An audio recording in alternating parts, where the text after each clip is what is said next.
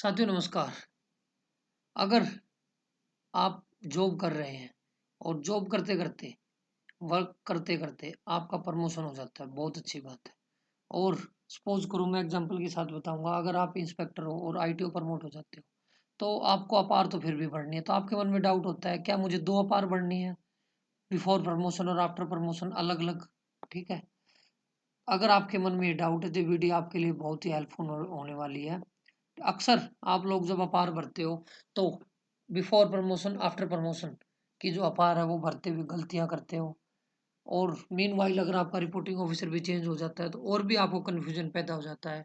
Reviewing officer भी change हो जाता है तो भी आपको कन्फ्यूजन पैदा हो जाता है। तो इन सभी कन्फ्यूजन्स को दूर करने के लिए ये वीडियो बनाई है। आई होप आपको वीडियो अच्छी लगेगी, क्योंकि प्रमोशन तो सभी का कभी ना कभी होना है। तो अपने दोस्तों को ये वीडियो जरूर शेयर करें। कभी कभी हम उनको चीज़ें उतने अच्छे से एक्सप्लेन माउथली नहीं कर पाते जितना कि इस टाइप से वीडियो या कोई और चीज़ कर पाए। तो ये वीडियो जरूर प्लीज़ उनको शेयर करें। I sure that this must be very helpful. देखो, अगर आपका प्रमोशन होता है, ठीक है, तो रिपोर्टिंग और रिव्यूइंग ऑफिसर आपके क्या होंगे?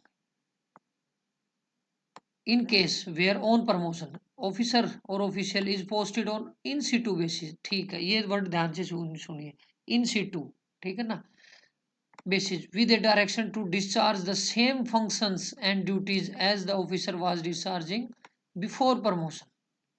The reporting and reviewing authorities during this period shall continue to be the same as prior to promotion. Suppose करो, अगर आप इंस्पेक्टर हो, ठीक है, अभी आपकी जो डेजिग्नेशन है इंस्पेक्टर है और आप इंस्पेक्टर से प्रमोट हो जाते हो आईटीओ, ठीक है, आप आईटीओ बन जाते हो,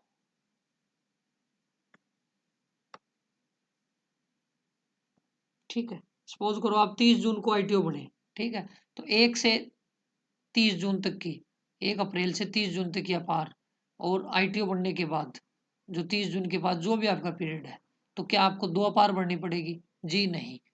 अगर आप इन सीटू बेसिस काम कर रहे हैं, ध्यान से सुनिए, अगर आप इन सीटू मीन्स, कभी कभी आपने सुना होगा आपका प्रमोशन हो गया लेकिन आगे फर्दर पोस्टिंग नहीं हुई, आप वही काम करते रहते हो एज ए ओएसडी, वही काम करते रहते हो कुछ टाइम तक, कभी कभी 2 महीने, 3 महीने, 5 दिन, 10 दिन, और कभी कभी आपने देखा होगा 3 महीने, मोर देन 90 डेज हो जाते हैं, मीन्स पूरे एक अपार का पीरियड ही हो जाता है।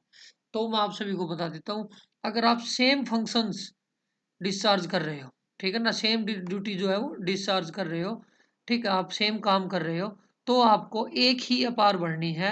वो भी कौन सी? जो बिफोर प्रमोशन थी आपकी, मीन्स आपको इंस्पेक्टर वाली ही अपार भरनी है। आई थिंक आपको चीज समझ में आई होगी, ठीक है।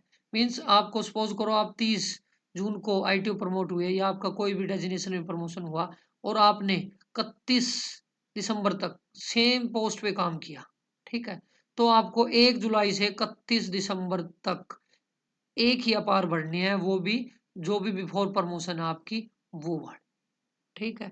कैडर आपका अपडेट हो गया है, डेजिग्नेशन आपका अपडेट हो गया है, वो आप लिख दोगे उसमें टाइम, उसमें स्पेशल एक कॉलम होता है, जिस पोस्ट पे आप अब हो वो कब से हो, ठीक है, वो सेल्फ अंडरस्टूड हो जाएगा, ठीक है ना। लेकिन अपार आपको एक ही भरनी है, ठीक है। बट इन केस अगर आपका रिपोर्टिंग ऑफिसर ही चेंज हो जाता है तो उसमें 2 भरनी है, ठीक है ना। सपोज करो आपका रिपोर्टिंग ऑफिसर चेंज हो गया, ठीक है, आपका 30 जून को प्रमोशन हुआ और 1 अक्टूबर को आपका रिपोर्टिंग ऑफिसर चेंज हुआ, तो 1 अप्रैल से 1 अक्टूबर तक की आपको एक अपार भरनी है और उसके बाद की दूसरी। बट अगर सेम फंक्शंस आप कर रहे हो, परफॉर्म कर रहे हो, ड्यूटीज कर रहे हो, तो वहीं बिफोर प्रमोशन वाली ही आपको अपार भरनी है, ये हमेशा याद रखना, ठीक है ना। आई होप आपको ये जो भी डाउट था वो क्लियर हो गया होगा। ये जो रेलेवेंट जो ओएम है या फिर जो नोटिफिकेशन है या फिर जो भी गाइडलाइंस है उसका स्क्रीनशॉट मैंने यहाँ पेस्ट कर दिया है, ठीक है ना। तो अगर आपका कोई साथी है जिसका प्रमोशन होने वाला है, ठीक है, उसको ये वीडियो जरूर शेयर करें। आई होप आपको वीडियो अच्छी लगी होगी। Thanks for watching this video.